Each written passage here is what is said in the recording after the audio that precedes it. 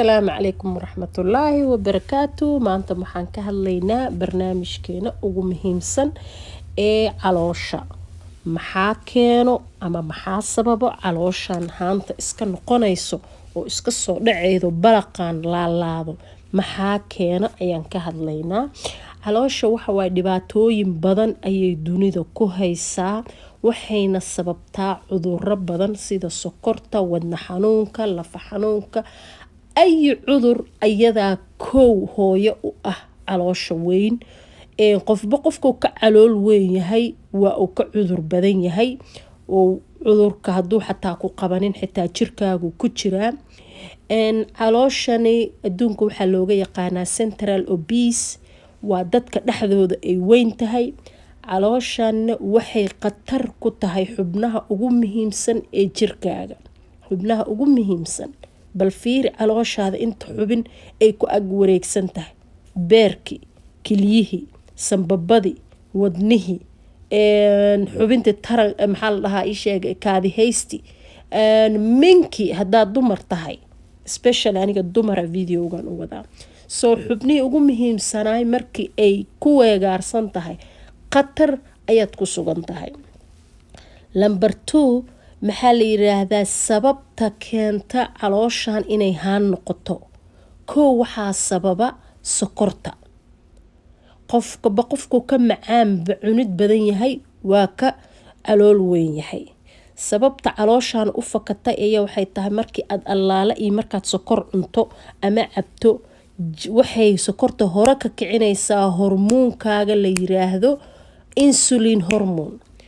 insulintaada hadday badatana hadda daqiiqadaad ku dhiman kartaa, laakiin alxamdulillah ilaahay wuxuuna siiyey defense mechanism wax la yiraahdo, unugyada difaaca waa ay soo boodayaan isla markii insulintii dejinayaan. sokorti soo gashana waxay leeyihiin welcome, laga bilaabo saacadan waxaa tahay fat cell. saasaa marka loo soo dhaweeyaa la leeyahay fat cell baa tahay. fat cellki wuxuu degayaa beerka agtiisa, caloosha ku weegaarsamaya si uu hadhow mar alla markay rabto ay rabtaa caloosha marka inay jirkaaga soo ataagaraydo xubnahaaga ugu muhiimsan ay si ay cudur u keento. that is why oo jirka u siiyaa baasaboro dhahaa iska deg sogorey fat cell intaad noqotid caloosha agteeda iska deg, halkaas ka laalaadsan. waxa waaye cabsi uu jirka ka qabo ayuu ugu bedelaa sokorta inuu fat cell ka dhigo.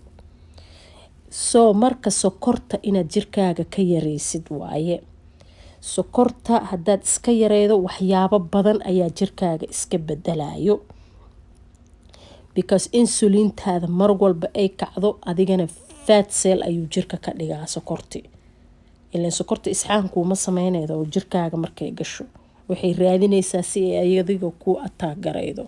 soo marka sidaa uga hortagi lahayn caloosha waxa waaye inaan sokorta yareyno, in aan cagaarka badsano oon shiidano oon cabno waxyaabaha cagaarka, in aan iska yareyno burka, sokorta, bariiska, baastada, waxyaabaha macmacaanka ah oo dhan. just tijaabi bal 2 week intaa waxaas yareysid, xitaa haddaad iska wada gooy karin 3 bakeeri 4 bakeeri shaax meesha ka cabin lahayd, just 1 bakeeri kusoo koob, bal fiiri jirkaaga waxa iska bedelo. number 2, tijaabi exercise kan 2 week la sameynayo oo aan videoga qaybta dambe kasoo gelin doono gabadhaas YouTube-keeda. ka fiiri sida ay exercise-ka u sameynaysa caloosha iskaga jarayso. waxaa kaleeto sameysaa in aad 2 weeks exercise-kaas biyo badanna inaad cabtid oo si ay sokorta jirkaaga uga dhaqanto. socod badan inaad sameydid ood socotid. tan labaad oo aan rabana waxay tahay qalka waa muhiim inaad cabtid, waliba apple cider vinegar-kan oo brag la yiraahdo nuucan inaad cabtid oo 1 bakeeri oo biyo ah iyo 1 qaado ah isku darsatid subaxdii adigoonan shaax iyo jinni aadan isku bilaabin inaad cabtid. qalka waa muhiim. teeda kale inaad sameysid intermittent fasting kan, in aad cuntada kala dheeraysato. quraacda u gooy, qada ka bilaaw ilaa habeenkii 2 saac waxaa rabtid cun, wixii ka dambeeyana biyo cad inaad cabtid. dad badan ayaa caloosha iskaga jaray qaabkan oo ah subaxdii quraacda laga tagaayo oo cashadana ciyow la cunaayo.